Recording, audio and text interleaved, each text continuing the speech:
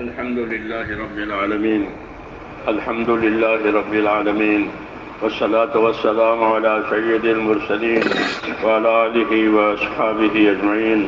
اللهم اجعلنا نبينا محمدا صلى الله عليه وسلم بما هو أهله، واجعل الأنبياء كلهم خيرا، وسلام على المرسلين والحمد لله رب العالمين.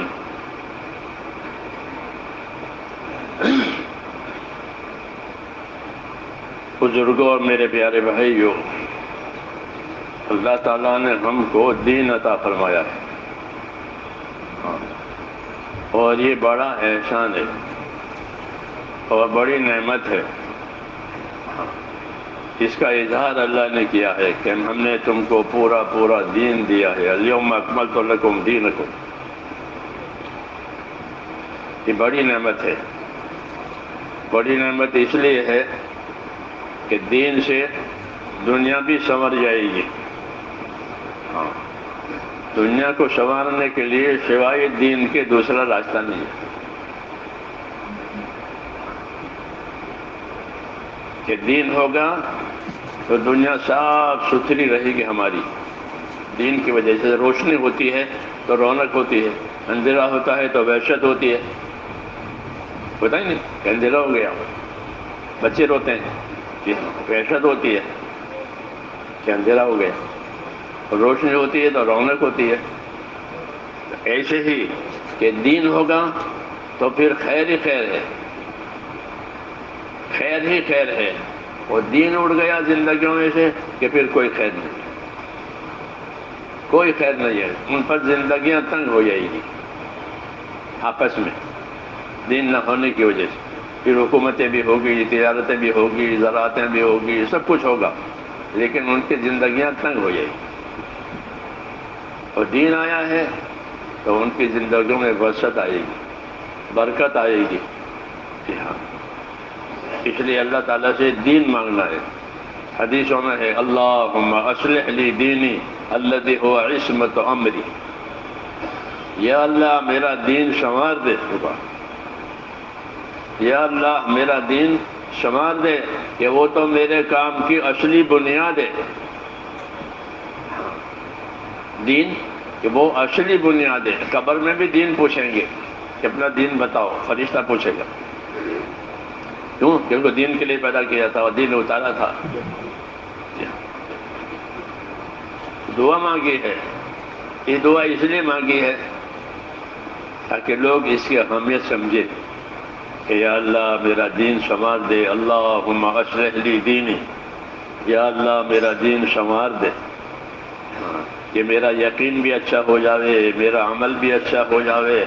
جی میں اللہ کے ساتھ اخلاص اور استقامت سے زندگی گزاروں، بندوں کے ساتھ احسان اور انصاف سے زندگی گزاروں، اپنے نفس کے ساتھ مجاہدے سے زندگی گزاروں. یہ مطلب ہے دین کے سنورنے کا، کہ اپنے نفس کے ساتھ مجاہدہ کرو. کہ جو نفس کی تابعداری کرے گا وہ تو گیا. کیوں؟ کہ آدمی کا نفس جو ہے وہ آدمی کے خواہشوں کے لیے ہوتا ہے، کہ جو خواہشوں پر گیا وہ تو گیا. وَلَا تَتَّبِعِ الْهَوَىٰ فَيُضِلَّكَ عَنْ سَبِيلِ اللَّهِ. کہ اپنے خواہش کے پیچھے گئے تو تم صحیح راستے سے بھٹک جاؤ گے. اس لیے ہماری ساری زندگی محنت پر ہے، مجاہدے پر ہے. یعنی نفس کے مقابلے میں، خواہشوں کے مقابلے میں حکموں کو، طریقوں کو دیکھنا کہ حکم کیا ہے، طریقہ کیا ہے. اس لیے کہ نفس پر سب سے زیادہ بھاری وہ سنت طریقے ہوتے ہیں. نفس سنت طریقوں کا خالص دشمن ہے.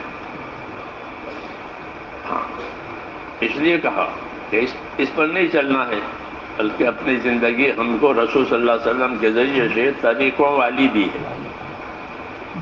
دنیا چھوڑنے کا حکم نہیں دیا ہے دنیا چھوڑو مسجد میں بیٹھو، کہ اپنی دنیا میں بھی رہو، اپنے بال بچوں میں بھی رہو، اپنے کاروبار میں بھی رہو. کیونکہ یہ ضرورت زندگی ہے. ضرورت زندگی آدمی نہیں چھوڑ سکتا، ورنہ کیسے گزرے گی.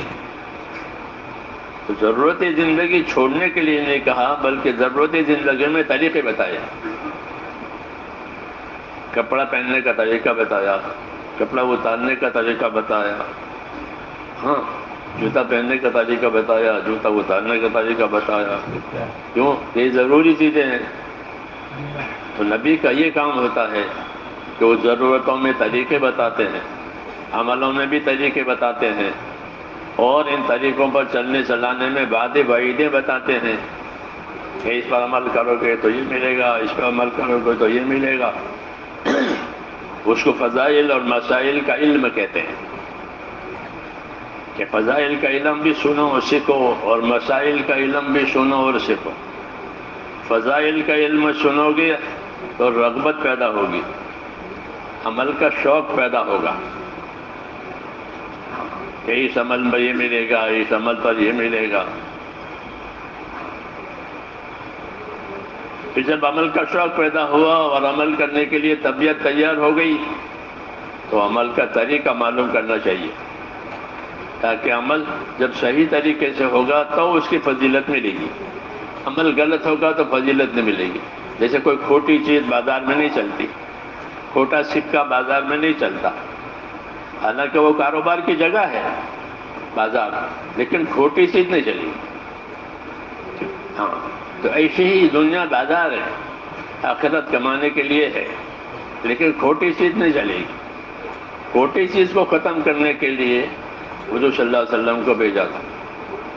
بہت سی کھوٹی چیزیں چلی تھی، جاہلیت اس کو کہتے ہیں، تو وہ آپ نے ختم کر دی.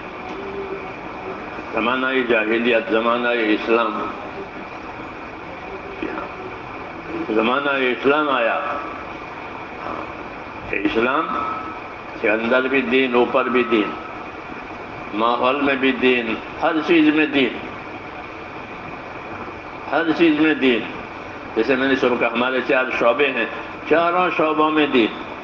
حکومت کا شعبہ، تجارت کا شعبہ، زمینداری کا شعبہ، مزدوری کا شعبہ، یہ 4 شعبے ہیں دنیا میں جی ہاں گزارے کے. جی ہاں تو حضرت فرماتے تھے ہمارے پاس چاروں شعبوں کے فضائل ہیں، چاروں شعبوں کے مسائل ہیں. چاروں شعبوں کے ہمارے پاس فضائل ہیں. حکومت کرنے کے فضائل ہیں، تجارت کرنے کے فضائل ہیں، زمینداری کے فضائل ہیں، مزدوری کے فضائل ہیں.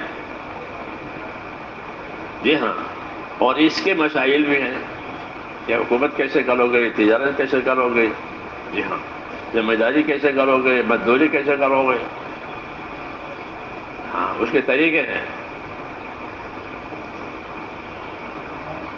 اس کا مطلب یہ ہے کہ زندگی کا ہر گوشہ ہمارا جو ہے ایک طریقے پر ہے. قل ھذہ سبیلی ادعو الی اللہ، یہ کہو کہ یہ میرا راستہ ہے، میں اس راستے کے ذریعے سے لوگوں کو اللہ کی طرف بلاتا ہوں. اپنی طرف نہیں بلا رہا ہوں، اللہ کی طرف بلا رہا ہوں. اللہ عبادت کے لائق ہے اور کوئی عبادت کے لائق نہیں ہے، اس لیے میں اللہ کی طرف بلاتا ہوں. تو جو داعی ہوتا ہے وہ اپنی شخصیت کی طرف نہیں بلاتا، نہ وہ اپنی شخصیت بناتا ہے، بلکہ وہ اللہ کی طرف بلاتا ہے کہ میں اللہ کی طرف بلاتا ہوں. اللہ عبادت کے لائق ہے اور کوئی عبادت کے لائق نہیں ہے. اللہ حیات موت کا مالک ہے اور کوئی مالک نہیں ہے. اس لیے جو بات اللہ کہے گا وہ حق ہوگی.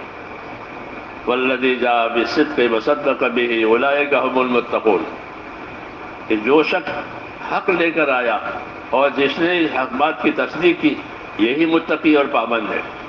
تو جو شخص حق لے کر آیا وہ محمد ہے صلی اللہ علیہ وسلم، اور جس چیز نے حق کا اتباع کیا وہ ابو بکر ہے. یہ دونوں سب سے پہلے ہیں، یہ دونوں سب سے پہلے ہیں. جی ہاں کہ اولئک هم المتقون، کہ یہ لوگ ہیں پابند. تو ہماری اصلی زندگی ہے وہ تو دینی زندگی ہے. ہاں اور ہم اس کے پابند بھی ہیں کہ ہماری زندگی شروع سے لے کر کے آخر تک دین بنے. بچہ پیدا ہوتا ہے تو اسے کانوں میں اذان اقامت کہی جاتی ہے، یہ سنت کہ یہاں سے شروع ہو گئی، یہاں سے شروع ہو گئی. وہ بچہ نہیں جانتا کہ مجھے کیا کہا جا رہا ہے، لیکن ایک طریقہ ہے، ایک طریقہ ہے کہ اسے ایک کان میں اذان کہو، ایک کان میں اقامت کہو، سب سے پہلی آواز اس کے پاس یہ جائے. اللہ بڑا ہے، وہ عبادت کے لائق ہے، یہ پہلی ہوا، یہ بنیاد ہے، چاہے وہ سمجھتا نہ ہو تو کوئی بات نہیں، یہ چیز اس کے اندر جانی چاہیے، کیونکہ یہ طریقہ ہے۔ تو ہمارے یہ طریقہ پیدائش سے لے کر کے موت تک چلتا ہے۔ جب مرنے لگے تو اس کو کلمے کی تلقین کرو، لقنوا موتاکم بلا الہ الا اللہ، اپنے مرنے والے کو لا الہ الا اللہ یاد دلاؤ، تاکہ آخری کلمہ یہ لا الہ الا اللہ پڑھ کر جائے تو جنت میں جائے گا۔ تو شروع سے لے کر آخر تک ہمارے پاس ایک طریقہ ہے، ایک راستہ ہے، اس کا دھیان ہونا چاہیے۔ ایک راستہ ہے، ایک طریقہ ہے، تو اس پر چلنے کی اپنے اندر استعداد پیدا کرنی ہے۔ ہاں، استعداد ہوتی نہیں ہے لیکن استعداد پیدا کی جاتی ہے۔ جیسے دنیا میں مختلف ہنر اور مختلف ڈگریوں کے لیے لوگ استعداد پیدا کرتے ہیں، سال ہر سال اس میں مشغول رہتے ہیں کہ وکیل بننا ہے کہ اتنے سال چاہیے، کہ ڈاکٹر بننا ہے کتنے سال چاہیے۔ کیا مطلب ہے کہ استعداد پیدا کرنے کے لیے یہ ضروری ہے۔ ایسے میرے بھائیوں، اپنے دین پر چلنے کی استعداد پیدا کرنے ہے۔ دین پر استعداد پیدا کرنے کے لیے ہم کو دین کی محنت دی ہے کہ دین کی محنت کرو، کہ دین کی محنت کرنے کی وجہ سے تمہارے اندر اپنے دین پر چلنے کی طاقت پیدا ہوگی اور بے دینی سے بچنے کی بھی طاقت پیدا ہوگی۔ دونوں باتیں ہوگی، دین پر چلنے کی بھی طاقت ہوگی اور بے دینی سے بچنے کی طاقت ہوگی۔ جیسے ایک بینا آدمی جس کی آنکھیں روشن ہے تو وہ چلنے کے راستے پر چلتا ہے اور نہ چلنے کے راستے سے بچتا بھی ہے کہ یہ گڑھا ہے، جی ہاں یہ کوئی ٹھوکر کی جگہ ہے، تو وہ اپنے آپ کو بچا بچا کر چلتا ہے اپنی بینائی کی وجہ سے، اپنی بینائی کی وجہ سے کوئی نقصان نہ ہو ایسے راستے پر چلے گا اور منزل پر پہنچے وہ راستہ اختیار کرے گا۔ تو یہی مطلب ہے ایمان کا، کہ ایمان کا راستہ دیا ہے ہم کو، قل ھذہ سبیلی، یہ میرا راستہ ہے اور یہ میرا راستہ تم کو کہاں لے جائے گا؟ کہ اللہ تک لے جائے گا۔ ہر انسان اللہ سے ملنے والا ہے، ہر انسان، کافر بھی اللہ سے ملے گا اور مومن بھی اللہ سے ملے گا، کافر ناراض کر کے ملے گا، مومن راضی کر کے ملے گا، کہ ہر ایک اللہ سے ملنے والا ہے، کوئی بھاگ نہیں سکتا کہ بھائی بھاگ گیا، لوگ بھاگ جاتے ہیں دوسرے ملکوں میں پار ہو جاتے ہیں، کہ ایسا نہیں ہوگا، ہر ایک اللہ سے ملنے والا ہے۔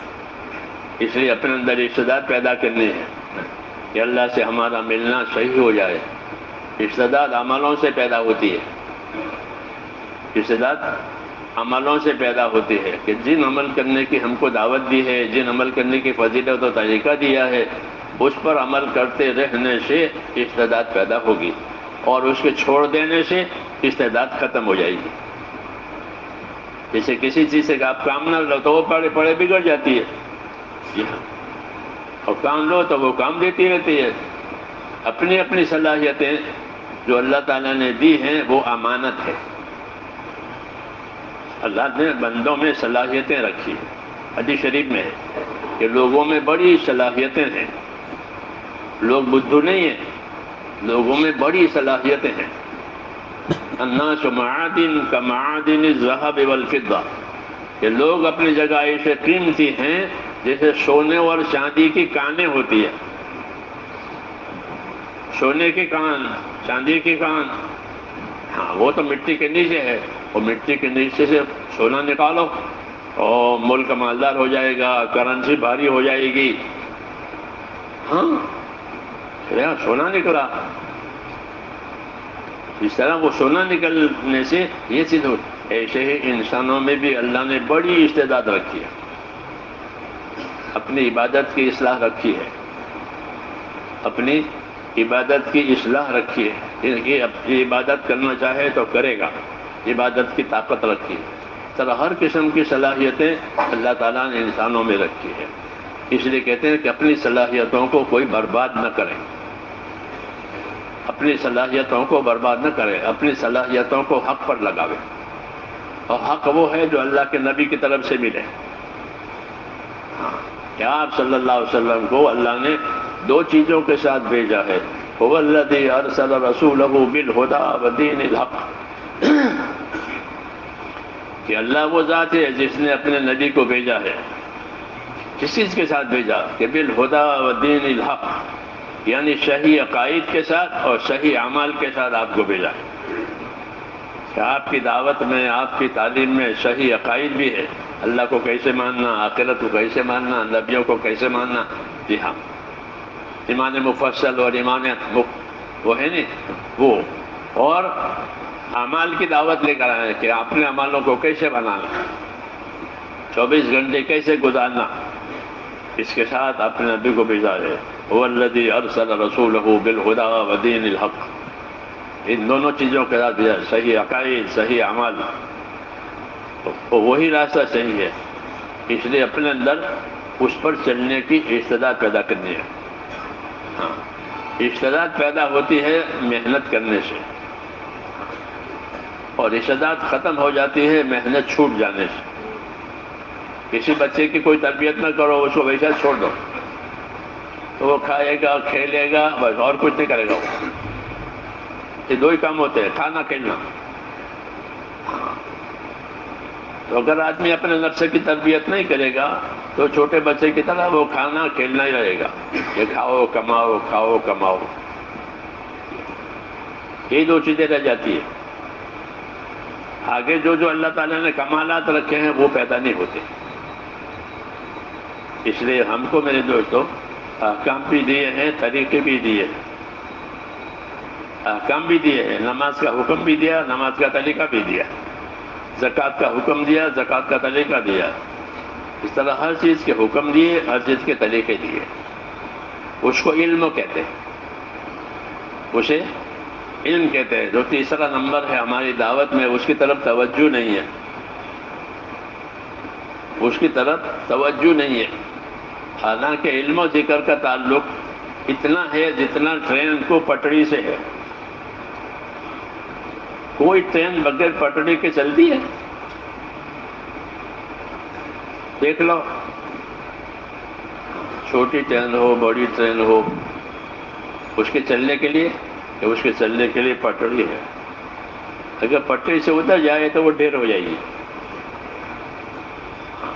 زمین پر نہیں چل سکتی، زمین پر نہیں چل سکتی، پھر ڈھیر ہو جائے گی۔ پٹڑی پر ہے تو کہ ہزاروں میل جائے گی، سلامتی کے ساتھ جائے گی، سلامتی کے ساتھ ہاں جائے گی، کیونکہ وہ اپنی پٹڑی پر ہے۔ تو علم و ذکر جو بتایا ہمارے ہاں تیسرا نمبر، وہ پٹڑی ہے زندگی کی۔ تمہاری زندگی علم والی ہونی چاہیے، تمہاری زندگی ذکر والی یعنی اطاعت اور عمل والی ہونی چاہیے۔ ذکر کی غایت اطاعت ہوتی ہے۔ کل مطیع ذاکر، ہر وہ آدمی جو اللہ کے اطاعت میں ہے وہ اللہ کے ذکر میں ہے۔ اللہ کا ذکر صرف تسبیح تلاوت کے ساتھ مخصوص نہیں ہے، بلکہ ہر وہ عمل جو اللہ کی اطاعت ہے وہ اللہ کا ذکر ہے۔ کل مطیع ذاکر، علماء نے لکھا ہے جو آدمی اللہ کے اطاعت میں ہے وہ اللہ کے ذکر میں ہے، یعنی اللہ۔ تو اصل چیز جو ہے وہ زندگی میں اللہ تعالیٰ کی اطاعت آوے، یہی مقصد ہے دعوت کا، یہی مقصد ہے دین سیکھنے سکھانے کا۔ جی ہاں، جتنے طریقے ہیں وہ اطاعت پر لے جانے کے لیے ہیں، مسجد ہو، مدرسہ ہو، خانقاہ ہو، یہ سب چیزیں اطاعت پر لے جانے کے لیے، کیونکہ نبیوں کا آنا ہی اطاعت کے لیے ہوتا ہے۔ وَمَا أَرْسَلْنَا مِن رَّسُولٍ إِلَّا لِيُطَاعَ بِإِذْنِ اللَّهِ، کہ جب کبھی ہم نے کوئی رسول بھیجا ہے تو زمین پر تو اس لیے بھیجا ہے کہ وہ اللہ کے فرمانے سے لوگوں کو اللہ کی اطاعت پر لاوے، اپنے نفس کی اطاعت چھوڑ دے، اپنے اغراض کے پیچھے نہ جاوے، بلکہ اطاعت کرے، جان سے، مال سے، ہر طرح سے۔ جیسے صحابہ کہتے تھے کہ ہم نے اللہ کی اطاعت، آپ کے ہاتھ میں ہاتھ دے کر ہم نے یہ قول قرار کیا ہے کہ ہم آپ کی اطاعت کریں گے، آپ کی بات مان کر زندگی گزاریں گے۔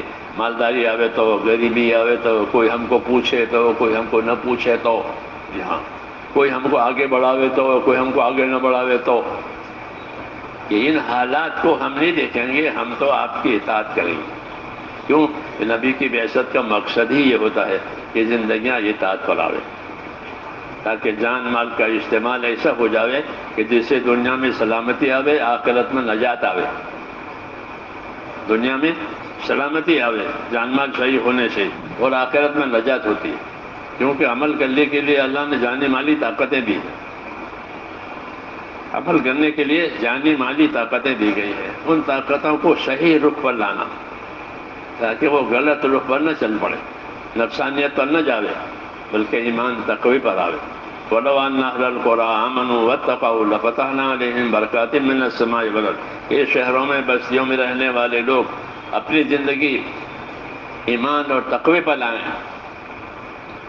ایمان یعنی یقین، وہ اطاعت پر لے جاتا ہے، اور تقوی یعنی اللہ کا ڈر، وہ معصیت اور گناہ سے بچاتا ہے، اور دونوں ضروری ہے۔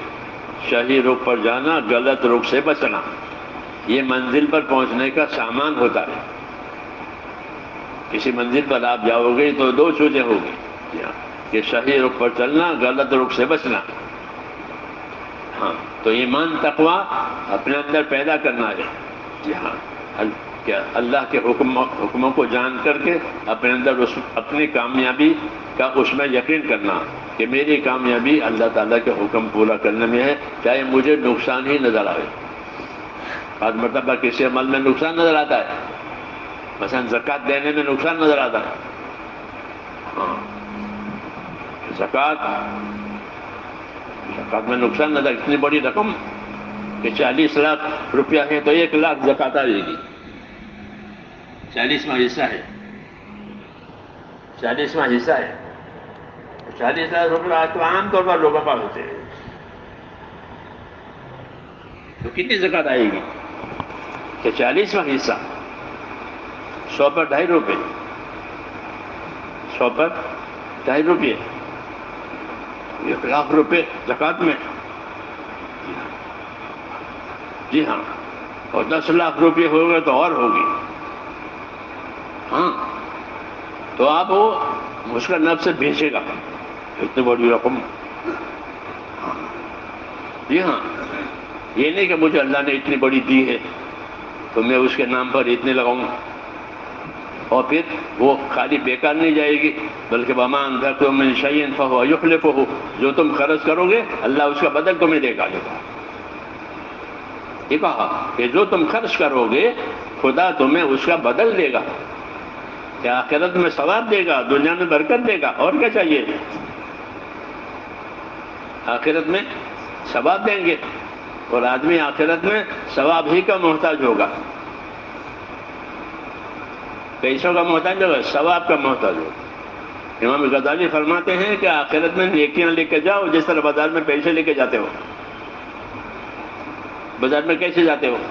پیسے لے کر، تو بغیر پیسے کے کوئی کچھ نہیں دے گا، تو لین دین ہے وہاں، مال دو مال لو، تو اس طرح بازار میں بغیر پیسے کے کچھ نہیں بنے گا، آخرت میں کیا؟ آخرت میں بغیر نیکی کے کچھ نہیں بنے گا، یہ نیکیوں کا کاروبار ہے وہاں، نیکیوں پر بدلہ ملے گا، نیکیوں پر فیصلے ہوں گے، انصاف ہوگا، وہ سب نیکیوں سے ہوگا۔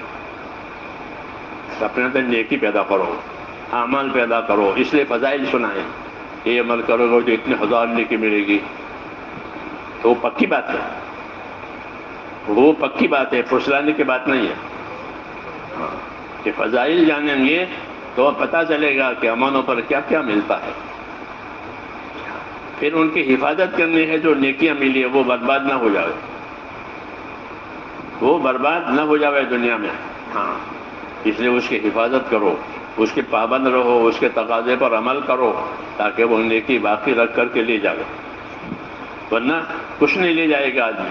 حضور فرماتے ہیں آدمی کا بچہ یہ کہتا ہے کہ میرا مال ہے، میرا مال ہے، میرا مال، کہ اس کا کچھ نہیں ہے، اس کا کچھ نہیں ہے، خوش فہمی میں ہے، خوش فہمی میں ہے، اس کا مال وہ ہے جو اس نے کھایا اور پہنا، کھا پی کر ختم کر دیا، پہن کے پرانا کر دیا، یہ اس کا ہوا، یعنی اس کا فائدہ ہوا، یا پھر اللہ کے نام پر آگے بھیجا، وہ اس کا ہے۔ ان 3 شکل کے علاوہ جو چیز بھی ہے وہ اس کا نگرانی کرنے والا ہے، ہاں پوری عمر اس کی نگرانی کرے گا، پوری عمر حفاظت کرا، پھر آخر میں چھوڑ کے چلا جائے گا۔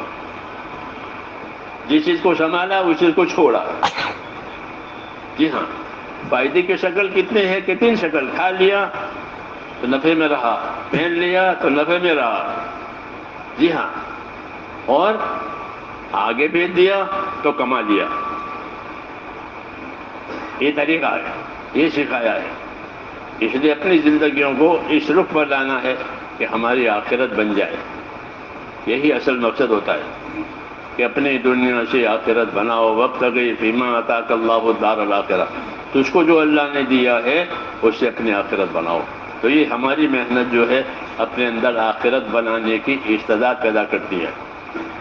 ہاں، فرائض کا ادا ہونا، واجبات کا ادا ہونا، سنتوں پر پابند ہونا، یہ اس کام کی اصلی غایت ہے کہ اپنے ایمان میں اتنا یقین پیدا کرو کہ وہ تمہیں اللہ کے فرائض پر کھڑا کرے کہ یہ تو فرض ہے، یہ زکوٰۃ ہے، کہ یہ تو فرض ہے، یہ نماز ہے، یہ تو فرض ہے۔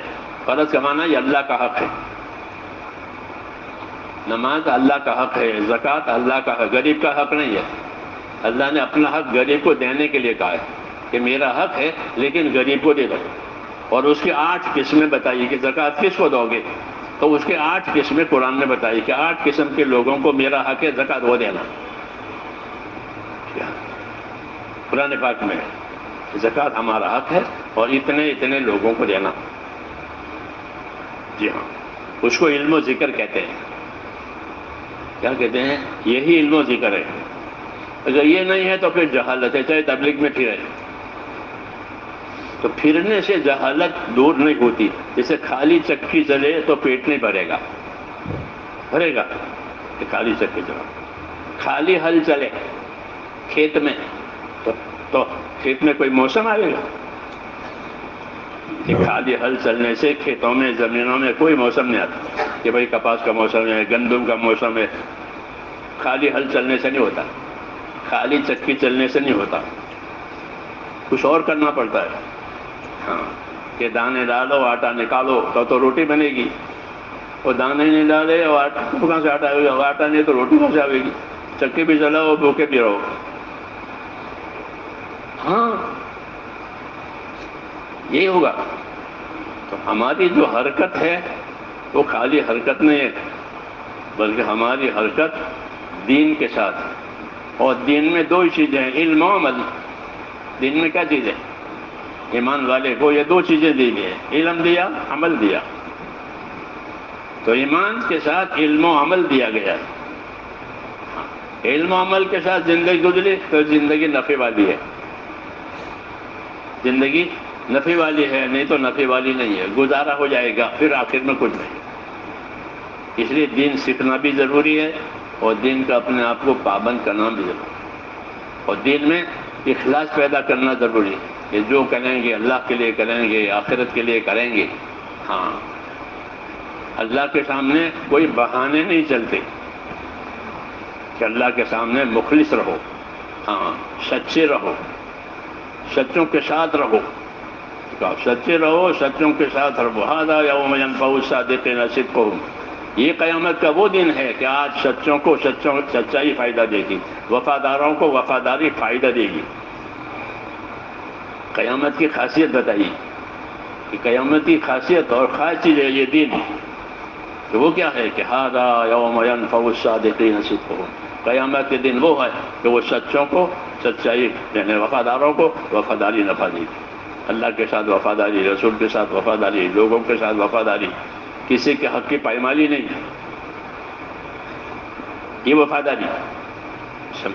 تو یہ ہوگا تو یہ دین فائدہ دینے والا ہوگا، اسی کے لیے دین دیا گیا ہے، اسی کے لیے دین کے کام دیے گئے ہیں، اس لیے اس میں بہانے تراشنے یہ نہیں ہوگا۔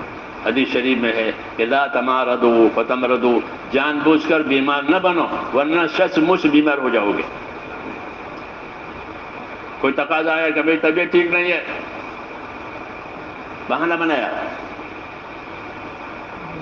ہے آدمی کا نفس، بہانہ بناتا ہے، اس کو تسویل کہتے ہیں، تسویل کہتے ہیں بہانہ۔ یوسف علیہ السلام بھائی بہانہ بناتے تھے کہ یوسف کیا ہو گیا، پیڑیا کھا کر آ جائے سب، تو وہ کہتے تھے سبلت لکم انفسکم، تمہارے نفسوں نے یہ بہانے بنائے ہیں، وہ یوسف کو بھیڑیا نہیں کھا گیا۔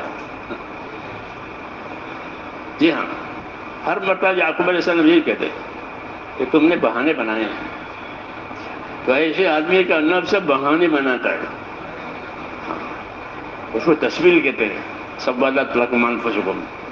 جی، تو نفس بہانے تلاش کرتا ہے کہ طبیعت ٹھیک نہیں ہے، اب یوں نہیں ہے، تو حضور فرماتے ہیں بہانے مت بناؤ۔ اگر بہانے بناؤ گے تو وہ بہانے سچے ہو جائیں گے کہ میں تو بیمار ہوں اور بیمار ہے نہیں، تو بیمار ہو جائے گا۔ ہاں، لا تمارضوا فتمرضوا، جان بوجھ کے بیمار نہ بنو ورنہ سچ مچ بیمار ہو جاؤ گے۔ سچے رہو، کوئی عذر ہے تو عذر بتاؤ، ورنہ تیار رہو، کیونکہ کام کے لیے پیدا ہوئے ہیں، عبادت کے لیے پیدا ہوئے ہیں، اور کس کام کے لیے پیدا ہوئے ہیں؟ عیسیٰ علیہ السلام نے ایک مرتبہ اپنے ساتھیوں سے کہا کہ میں تم کو بھیجنا چاہتا ہوں فلاں جگہ، تو ان پر بوجھ پڑا۔ ہوتا ہے، کوئی تقاضا ہوتا ہے تو آدمی پر بوجھ پڑتا ہے، تو ان کا بوجھ پڑا، تو کہنے لگے کہ آپ وہاں ہم کو کیوں بھیج رہے ہیں؟ کیوں؟ کہ وہاں کی زبان تو ہم جانتے نہیں، وہاں جا کے کیا کر لیں گے؟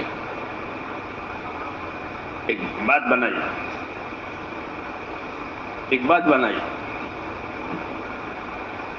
عیسیٰ علیہ السلام نے اس کا کوئی جواب نہیں دیا۔ اگلے دن جب صبح ہوئی تو ہر آدمی اس علاقے کی زبان بولنے لگا جہاں اس کو جانا تھا۔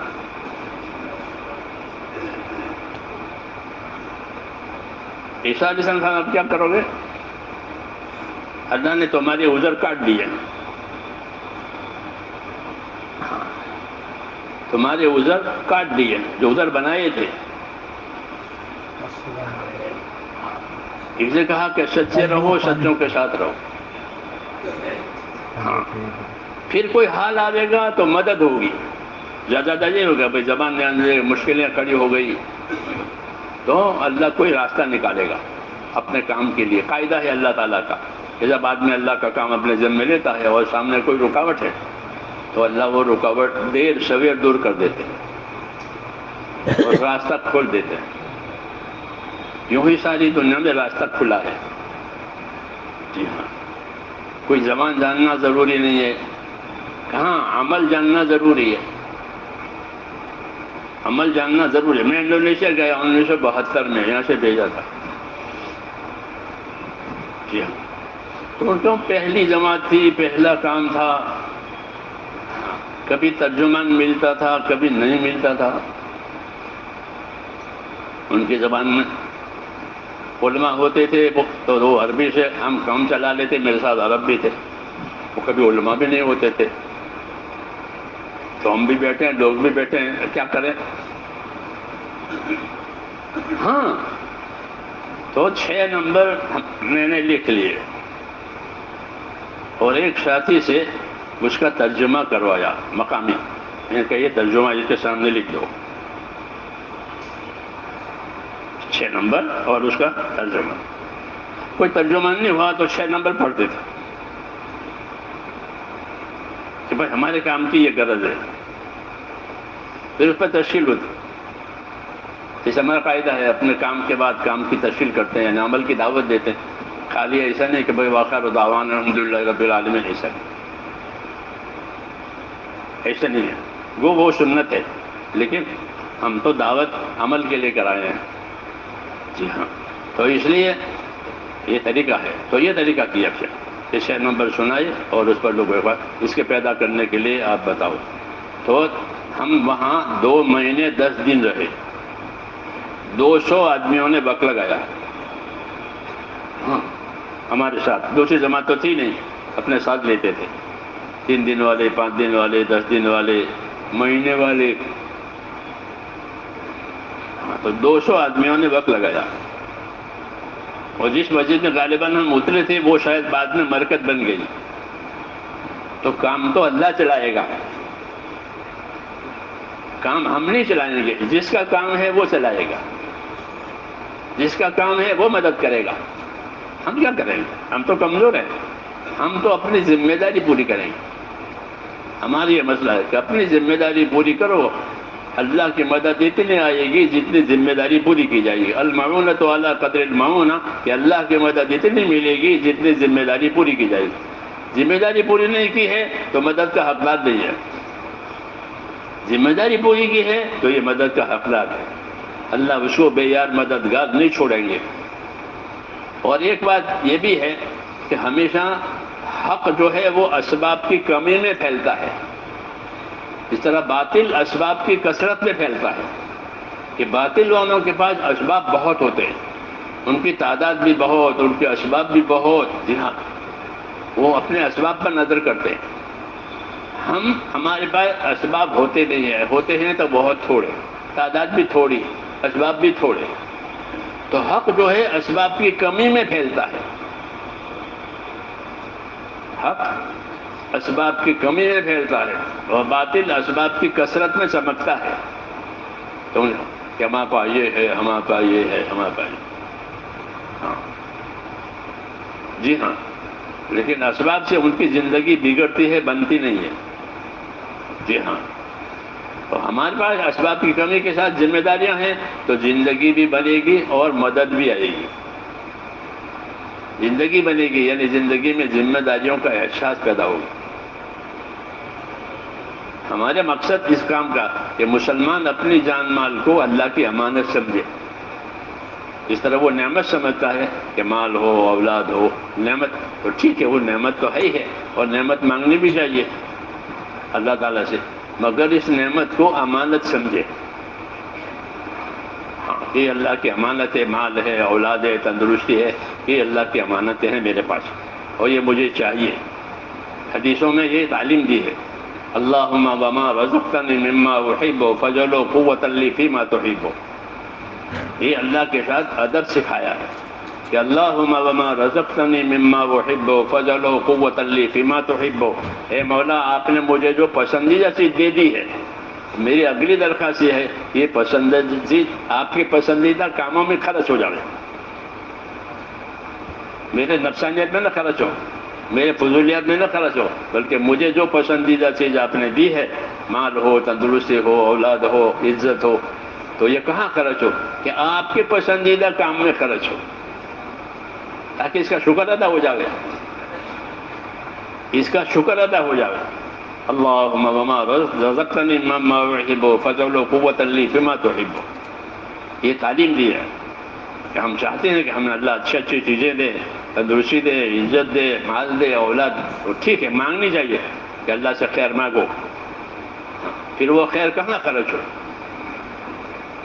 یہ خیر حکموں پر خرچ ہو، اگر یہ حکموں پر خرچ نہیں ہوئی تو پھر کہ یہ پھر یا تو اسراف پر جائے گی، غیر ضروری چیزوں میں جائے گی، یا پھر شوق اور عیش کی چیزوں میں جائے گی، ہاں فیشن میں جائے گی، اس کو تعیش کہتے ہیں کہ اپنے آپ کو تعیش سے بچاؤ، عیش پرستی سے بچاؤ، ایاک والتنعم، عیش پرست نہ بنو۔ اللہ کے نیک بندے عیش پرست نہیں ہوتے، وہ حق پرست ہوتے ہیں، تو کیا ہوتے ہیں کہ وہ حق پرست ہوتے ہیں۔ تو ہماری دعوت اس کے لیے ہے، خالی چلے 4 مہینہ کا مقصد نہیں ہے، وہ تو اپنے اندر صلاحیت پیدا کرنے کے لیے ہے، اپنے اندر صلاحیت پیدا ہو گئی تو پھر جان کا، مال کا، اپنی صلاحیتوں کا صحیح استعمال ہوگا، اور امت کے ساتھ ہمدردی کرنی ہے۔ کیا کرنی ہے؟ دعوت کہ وہ تو امت کے ساتھ ہمدردی کرنی ہے کہ جو چیز میں اپنے لیے پسند کرتا ہوں وہی چیز دوسروں کے لیے پسند کرو، جو خیر میں اپنے لیے چاہتا ہوں وہ خیر دوسروں کے لیے چاہتا ہوں۔ ہر نبی اپنی قوم کا، اپنی امت کا ہمدرد ہوتا ہے، جس طرح ماں باپ ہمدرد ہوتے ہیں، ماں باپ اپنے اولاد کے ہمدرد ہوتے ہیں کہ میرے اولاد کا نفع ہو جائے، ان کا نقصان نہ ہو، ان کا مستقبل اچھا ہو، وغیرہ وغیرہ۔ ایسے نبی بھی کہ وہ اپنے امت کے ہمدرد ہوتے ہیں، ہاں کہ امت کا بھلا ہو جائے، ہاں امت پر کوئی سختی نہ آوے، امت پر کوئی بلا نہ آوے، اور ایک راستہ ان کو ملے کہ وہ اس پر چلتے رہے۔ تو اسے نبی میں ہمدردی ہوتی ہے، وہ ساری ہدایتیں ہمدردی کی بنیاد پر ہے۔ نبی کی اپنی کوئی غرض ہوتی نہیں کسی سے، یہاں وہ اللہ کے لیے کام کرتا ہے اور امت کی ہمدردی کے لیے کام کرتا ہے، یہی ہمارا کام ہے۔ کہ ہم اپنے کاموں کو اللہ کے لیے کریں گے، امت کی ہمدردی میں کریں گے. جتنی طاقت دی ہے اتنا کریں گے تو اگلی طاقت اللہ دے گا. جتنی طاقت ہمارے پاس ہے اتنی لگائی تو اگلی طاقت اللہ دے گا. وَيَزِدْكُمْ قُوَّةً إِلَىٰ قُوَّتِكُمْ، کہ اللہ تمہاری قوت میں اپنی قوت کا اضافہ کرے گا. کہ اللہ میری قوت تو یہ لگ گئی، اب آگے میرے پاس قوت نہیں ہے، تو اللہ اپنی قوت تمہاری قوت کے ساتھ لگائے گا. کیوں کہ تم قوت کے محتاج ہو گئے، طاقت کے محتاج ہو گئے لگا کر کے. جب لگا کر کے محتاج ہوئے ہیں تو اللہ اگلی طاقت دے گا کہ اب اس کو اگلی طاقت کی ضرورت ہے. یہی ذرا نبیوں کا ہوا ہے کہ انہوں نے اپنی طاقتیں لگائی، اپنی اب جب طاقت تو پھر اللہ نے اور ایسے لوگوں کو نبی کے ساتھ کر دیا کہ جو طاقتور تھے، سمجھدار تھے، ہمت والے تھے، تو اب کاموں میں آسانی ہو گئی. حضرت عمر اسلام لائے، آسان ہو گئے. خالد بن ولید اسلام لائے تو کام ہو گیا. ہاں کہ اللہ تعالیٰ نے ہم کو یہ جگر پارے دے دیے. حضور نے کہا یہ جگر پارے اللہ نے ہم کو دے دیے، اب ہمارا کام چلے گا. تو اللہ تعالیٰ ایسے لوگ پیدا کریں گے کہ جو ان صلاحیتوں کے ساتھ اس کو چلانے والے بنیں گے. کیوں کہ ہم نے اپنی طاقت تھی وہ تو لگائی، اب آگے ہے نہیں، تو آگے یا تو اللہ ایسے لوگ پیدا کریں گے کہ جو اپنی صلاحیتوں کو اس پر لگائیں گے اور اس کام کو آگے بڑھائیں گے. اس لیے اس میں سبقت کرنے والوں کے لیے فضیلت ہے. جو پہل کریں وہ فضیلت رکھتے ہیں، کام کی بھی فضیلت، اور ان کی سبقت اور پہل کرنے کی وجہ سے دوسرے لوگ لگیں گے تو وہ دوسروں کے لیے بھی خیر کا ذریعہ بنیں گے. اپنے لیے تو خیر کا ذریعہ بنے ہوئے ہیں، دوسروں کے لیے خیر کا ذریعہ بنے. خوش نصیب ہے وہ بندہ، حدیث میں ہے کہ خوش نصیب ہے وہ بندہ کہ جس کو اللہ خیر کے پھیلنے کا ذریعہ بناوے، شر کے مٹنے کا ذریعہ بناوے. یہ بندہ خوش نصیب ہے. اور بدترین بندہ وہ ہے کہ جو شر کے پھیلنے کا ذریعہ بنے، خیر کے مٹنے کا ذریعہ بنے. جی ہاں، تو خوش نصیب ان لوگوں کے لیے ہے جو خیر کا ذریعہ بنے. تو خیر کا ذریعہ بننے کے لیے یہ اعمال دیے گئے ہیں، اپنی دعوت، اپنی تعلیم اور اپنی انفرادی زندگی سنتوں کے مطابق گزرے. اجتماعی زندگی نصرت میں گزرے. ہماری اجتماعی زندگی یہ نصرت میں گزرے کہ نصرت کے اعمال کریں، لوگوں نکلیں، لوگوں کو نکالیں اور ترتیب پر لائیں تاکہ دین کی نصرت کا ماحول بنے. اور اپنی انفرادی زندگی کہ اپنی انفرادی زندگی سنت پر آوے، شریعت پر آوے. جتنی کمپنیاں بنتی ہیں وہ کمپنی کا ہر ممبر مالدار بننا چاہتا ہے، اس لیے کمپنی بنائی کہ کمپنی کرو، کاروبار کرو. کیوں؟ تاکہ کمپنی کا ہر ممبر غریب بن جائے. مالدار بننے کے لیے کمپنی بنائی کہ شریک ہو جاؤ مال لگا لگا کر کے، اور پھر شریک ہو کر کاروبار کریں گے تاکہ کمپنی کا ہر ممبر مالدار بن جائے. ہمارے کہ جماعت بناؤ اور جماعت بنا کر کام کرو کہ جماعت کا ہر آدمی دیندار بن جائے. ہاں، جماعت کا ہر آدمی کہ وہ جماعت میں چل کر کے دیندار بن جائے.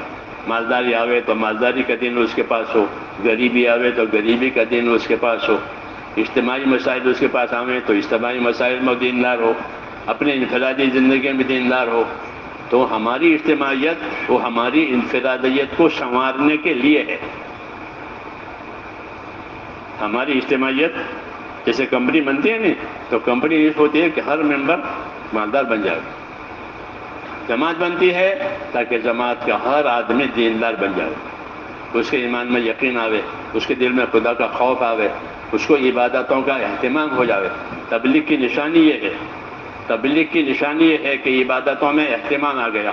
یہ نہیں کہ سنت اور وتر پڑھ کر بیٹھ گئے انتظار میں بیٹھنے کی بجائے نوافل پورے کرو. انتظار میں بیٹھنے کے لیے کس نے کہا؟ پچھلے دنوں میں یہاں یہ بات رکھی تھی، ساتھیوں نے بات لی تھی، تو انتظار میں کیوں بیٹھتے ہو؟ نوافل پورے کرو. پروگراموں کے ناموں پر نوافل اڑ گئے. یہ بھی ایک کمی ہے کہ پروگرام میں تو شرکت کرتے ہیں اور عبادت میں کمی ہوتی ہے. تو پروگرام تو سارے عبادت کے لیے ہوتے ہیں.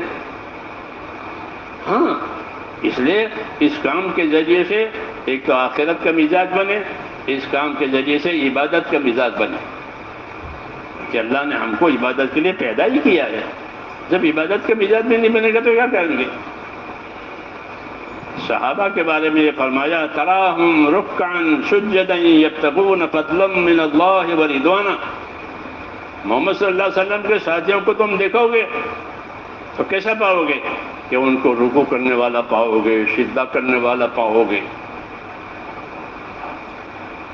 امتیازی شان بتائیں، یہ امتیاز ہے کہ ان کو رکوع کرنے والوں میں پاؤ گے، سجدہ کرنے والوں میں پاؤ گے، اور اللہ کے فضل کے تلاش کرنے والے پاؤ گے کہ وہ اللہ سے اللہ کا فضل چاہتے ہیں کہ اللہ ہم پر فضل کرے، اللہ ہم پر مہربانی کرے تاکہ اسی سختی سے عذاب سے بچ جائیں. ابتغون فضلا من اللہ اور اللہ کو راضی کرنے والے فکر میں رہتے. یہ محمد صلی اللہ علیہ وسلم کی یہ 4 صفتیں بتائی کہ وہ آپ ان کو رکوع میں دیکھیں گے، آپ ان کو سجدے میں دیکھیں گے. رکوع اور سجدہ جو ہے وہ نماز کے 2 ارکان ہیں. رکوع اور سجدہ. کسی عبادت میں رکوع سجدہ نہیں ہے سوائے نماز کے، سوائے نماز کے کسی میں نہیں ہے. قیام ہے، بیٹھنا ہے، تلاوت ہے، ذکر ہے، وہ ہے. لیکن رکوع سجدہ مستقل نماز کی صفت ہے اور کسی عبادت میں نہیں ہے. روزے میں رکوع سجدہ ہے، حج میں رکوع سجدہ ہے، نہیں ہے. یہ امتیازی صفت ہے ان کی کہ وہ اللہ کے سامنے جھکے ہوئے، اللہ کے سامنے دبے ہوئے رہتے ہیں. کہ تراہم رکعا سجدا، آپ ان کو دیکھیں گے کہ وہ رکوع سجدہ کرنے والوں میں پائیں گے. یعنی ان کے اندر عبادت کی کثرت ہے. تبلیغ میں رہنے والوں میں بھی عبادت کی کثرت کا ماحول ہونا چاہیے. یہ نہیں کہ پروگراموں میں رہتے ہیں اور عبادت میں چھٹی. اس سے نفس نہیں بنے گا، ہاں بلکہ نفس موٹا ہو جائے گا. کیوں کہ راحتیں ملتی ہیں، کھانے اچھے ملتے ہیں، سب چیزیں اچھی ملتی ہیں اور وہ نفس پر کوئی بوجھ نہیں پڑ رہا تو نفس موٹے ہو جائیں گے. ہاں حالانکہ یہ مقصد نہیں تھا خدمت کا اور اس کا، بلکہ یہ مقصد تھا کہ اس کے ذریعے سے اپنے نفسوں میں انقیاد اور اپنے نفسوں میں تابعداری پیدا کرنی ہے. اس طرح جانور کو اس لیے سدھاتے ہیں تاکہ وہ جانور تابعدار رہے. گھوڑا ہے، بیل ہے، اسے کام لینے سے پہلے اس کو سدھاتے ہیں. اگر سدھا نہیں تو وہ مار ڈالے. گھوڑا کاٹ کھائے، بری طرح کاٹتا ہے، بری طرح کاٹتا ہے گھوڑا. اور بیل بھی کہ بری طرح لات مارے، آدمی مر جائے گا. اتنی بھاری لات ہوتی ہے اس کی. گدھے کی لات بھی بہت سخت ہوتی ہے تو پچھلی ٹانگوں سے مارتا ہے، بہت سخت ہوتی ہے تو لات میں مارے گا. تو اس کو کیا کرتے ہیں کہ اس کو سدھاتے ہیں. جب اس کو سدھا بس ختم. اب وہ مانوس بھی ہو جائے گا، کام بھی کرے گا. تو کہا ایسا ہی آدمی کا نفس ہے. حضرت عمر فرماتے تھے اپنے نفسوں کو خیر کے کاموں کے عادی بناؤ. اپنے نفسوں کو خیر کے کاموں کے عادی بناؤ کہ عادت سے عمل آسان ہو جاتا ہے. جی ہاں، تو پہلے عادت بنے گی پھر عبادت بنے گی. پہلے عادی بنا مسجد میں آنے کا، جانے کا، پھر اللہ اخلاص دے گا تو وہ عمل اخلاص آنے کی وجہ سے عبادت ہو جائے گا. پہلے دن اخلاص نہیں ہوتا، پہلے دن اخلاص نہیں ہوتا، وہ تو بعد میں آتا ہے دھیرے دھیرے. جیسے پھل ایک دم میٹھا نہیں ہو جاتا آم کا پھل، اس کے مراحل ہوتے ہیں. ہرا ہوا، پھر پیلا ہوا، بڑا ہوا، پھر اس میں رنگ، بو، مزہ، تینوں چیزیں آ جاتی ہیں. لوگ سونگھتے ہیں، خریدتے ہیں، سونگھتے ہیں، خریدتے ہیں کہ رنگ، بو، مزہ ٹھیک ہو گیا. کہ یہی ہمارا کام کہ اس کام میں چلنے کی وجہ سے کہ دینی مزاج بنے گا اور عبادت سے تعلق پیدا ہو جائے گا، آخرت کی فکر پیدا ہو جائے گی. جی ہاں، یہ ہونا ضروری ہے. ہاں یہ ہونا ضروری ہے، ورنہ رواج ہے کہ ان کا ایک رواج ہے، ہر مہینے میں نکلتے ہیں، ہر سال میں نکلتے ہیں، ان کا رواج ہے. رواج دین نہیں ہوتا، طریقہ دین ہوتا ہے. طریقہ وہ دین ہوتا ہے، رواج دین نہیں ہوتا. رواج تو قوموں برادریوں کی عادتیں ہیں، جی ہاں، جان مال خرچ کرنے کی، وہ رواج وہ نہیں. تو ہمارے طریقے عادت اور رواج نہیں ہے بلکہ سنت طریقے ہیں. اس لیے ان مذاکروں کا یہ مقصد ہے کہ ہر آدمی اپنی ذات کو سنبھالے. ہم کسی کی نگرانی نہیں کر سکتے، کسی سے باز پوچھ نہیں کر سکتے. تم نے کیوں؟ وہ تو اللہ کریں گے، اللہ کریں گے، نگرانی بھی اللہ کریں گے، اس کی حفاظت کریں گے، اور باز پرس بھی اللہ کریں گے کہ یہ کیوں نہیں کیا، یہ کیوں ہوا. یہ حق صرف اللہ کو ہے، لیکن ہمارا حق ہے کہ ہم ان کے ساتھ ہمدردی کریں کہ بھئی یہ خیر ہے، یہ خیر ہے، فضیلت بتاؤ، فائدہ بتاؤ، خدمت کرو تاکہ وہ مانوس ہو جانے. جس کے خدمتوں سے لوگ مانوس ہوتے ہیں، وہ مانوس ہو کے پھر بات قبول کرتے ہیں. وحشت ہوتی ہے تو بات قبول نہیں ہوتی. ایک طرح سے وحشت ہوتی ہے نئے آدمی کو، جب اس کی خدمت ہوگی تو وہ مانوس ہوگا تو پھر وہ اپنی ذات سے بھی لگے گا، اور جو لگے ان کا مددگار بھی بن جائے گا. تو یہ ہمارا طریقہ ہے. اس لیے میرے دوستو اپنے آپ کو سادگی کے ساتھ اس کا پابند کرنا ہے. اس کے ساتھ سادگی، کوئی شور نہیں بنانا ہے، شہرت کا سامان نہیں بنانا ہے، کہ اپنے کام کو شہرت کا سامان نہیں بنانا تاکہ دوسری نظریں ہمارے اوپر اٹھے کہ یہ کیا ہے، کیا ہے. ہاں نظریں اٹھے گی کہ بھئی کون ہے، کیا ہے، کیا ہے. ہمیں انڈونیشیا گئے پہلے مرتبہ، تو ایک بستی میں جانے سے پہلے دوسری بستی والوں کو خبر کر دی ساتھیوں نے کہ وہ جماعت آئی ہے. تو انہوں نے ہمارے استقبال کے لیے کار لائے، اوپر لاؤڈ اسپیکر چڑھایا، جیسے کسی نیتے کے لیے ہوتا ہے کہ وہ کار پھر رہی ہے اور ہمارے لیے اعلان ہو رہا ہے. وہ کار میرے سامنے سے گزری، میں یہ کیا ہے، یہ تو آپ کے لیے ہے. تو میرے تو پاؤں کے نیچے زمین نکل گئی. ہاں تو پتہ نہیں مجھے کتنے سوالات ہوں گے کہ کون ہو، کہاں سے آئے ہو، کیا مقصد ہے، کس نے بھیجا، یہ کیا ہے، اس کے ماں باپ لاؤ. جی ہاں. تو وہ روک دی میں نے وہ کار. میں نے کہا ہمارا یہ طریقہ نہیں ہے، ہمارا طریقہ دوسرا ہے. پھر ان کو بلایا عصر کے بعد، اور اس کے بعد ان کو گشت میں لے گئے عمومی. یہ ہمارا طریقہ ہے، وہ نہیں ہے، وہ رواجی ہے. تو رواجی طریقے سے وہ ہوتی ہے، شوق پیدا ہوتی ہے بعض لوگوں کے دلوں میں. دوسرے تو بعض لوگوں کے دلوں میں جذبہ پیدا ہوتا ہے، تو جذبہ بھی کر لیتے ہیں، شوق بھی کر لیتے ہیں. اتباع اصل ہے، جذبہ غلط ہے. آدمی جذبے میں کچھ نہ کچھ کر ڈالے. ہاں تو جذبہ بھی پیدا نہ ہو، اور ذمہ داروں کو چونک بھی پیدا نہ ہو، کیونکہ ملک کے عملداروں کو چونک پیدا ہوتی ہے کہ کون آئے.